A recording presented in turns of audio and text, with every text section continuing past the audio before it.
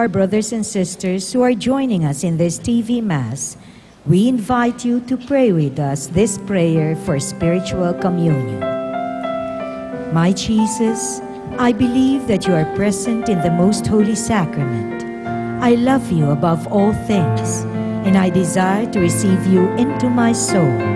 Since I cannot at this moment receive you sacramentally, come at least spiritually into my heart. I embrace you as if you were already there, and unite myself wholly to you. Never permit me to be separated from you. Amen.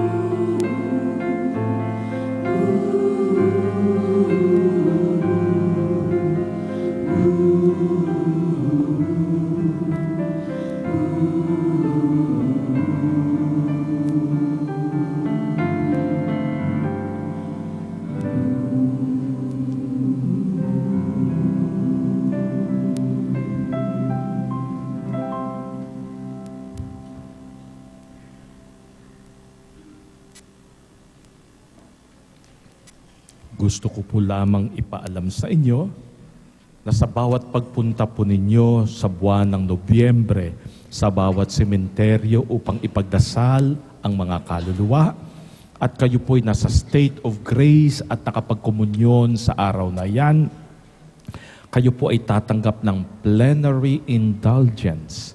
Ang ibig sabihin, kung sino man po ang inyong ipinagdarasalan, ang puntuan po ng langit para sa Kanya ay bubuksan ng Panginoon. Kaya po, kung kayo po'y maging mas madalas sa pagpunta po sa sementeryo sa buwan ng Nobyembre, marami po kayong kaluluwang maliligtas. Tayo po'y magsitayo. Please all stand. Lord, you give us new hope in these Eucharists. By the power of your love, continue its saving work among us and bring us to the joy you promise. We ask this in the name of Jesus the Lord. Amen. Si Mother Teresa ng Calcutta, India, ang siyang magtuturo sa atin. Hindi mahalaga yung laki, kadakilaan ng iyong ginawa, kundi yung pag-ibig na sa puso mo, Siyang nagtulak upang ito'y gawin sa Diyos at sa kapwa. Let's ask God to cleanse our hearts, to purify our intentions, to be a blessing truly because we have been blessed. To know that God is pleased with everything that we do, purely for God's glory and for the salvation of many. Jesus, teach us to be so. Say it once again. Jesus, ipuin niyo po ang mga pinuno ng aming simbahan, ang mga pinuno ng aming pamahalaan, na sa kanilang pagsilbi, huwag hangarin ang mga sariling personal na interes, kundi ang interes ng iyong sambayanan, ang kabutihan ng iyong bayan. Let's whisper His name.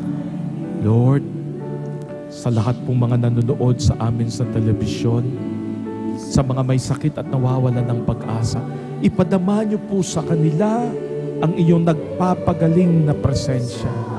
Presensyang mapagkalinga, presensyang nagliligtas, presensyang may dala ng kapayapaan. Oh Jesus, heal us, make us whole. Let's bless the world with His name. Makapangyariang Jesus, sa inyong pangalan, aming binabasbasan ang buong mundo, na sana ang sambayanang Kristiyano ay tunay na maging liwanag para sa marami, gabay para sa iba. At sa aming pong ginagawa, hindi lamang sa salita, ay tunay naming maipahayag ang kagandahang balita na Ikaw ay Diyos, aming Ama, si Kristong tagapagligtas, ang Espiritu ng pag-ibig at biyaya.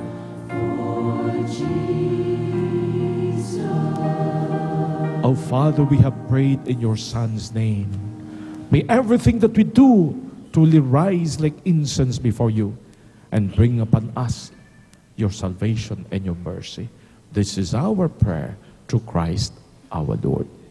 The Lord be with you. And also with May Almighty God bless you all, the Father, the Son, and the Holy Spirit. Amen. Ay ating pong ikinatutuwa na halos 10 taon na po tayong nasa telebisyon dahil po ito'y ginawang outreach, gawaing special ng Rivers of Living Water na ang misa po rito sa Mega Mall ay ating pong mapapanood sa TV. Sa lahat po mga nanood sa atin sa telebisyon sa buong mundo na bumabati din po sa atin, may request po kami sa inyo.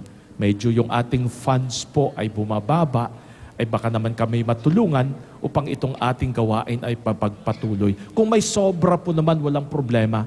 Lahat ng yan ay gagamitin po ng Rivers of Living Water para sa mga outreaches at sa mga religious na ginagawa po namin.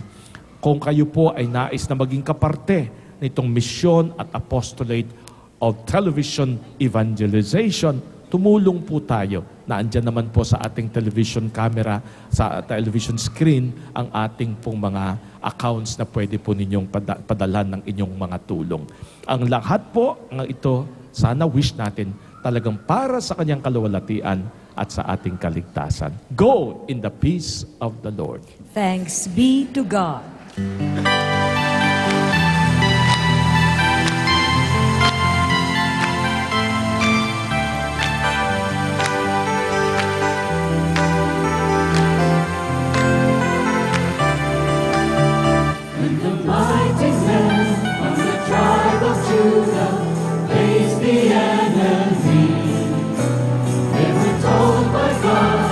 To be afraid, He will give the victory.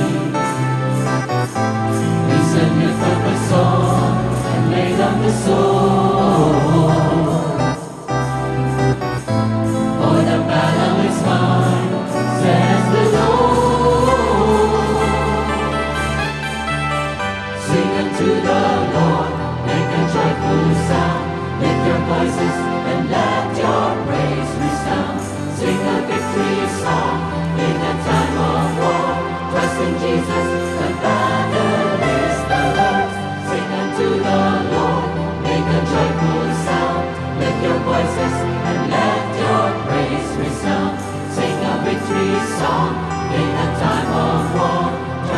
Jesus, the battle is the Lord's.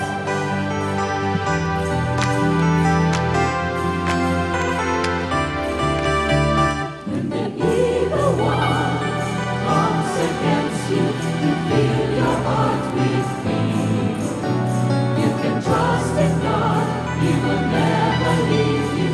He promised to be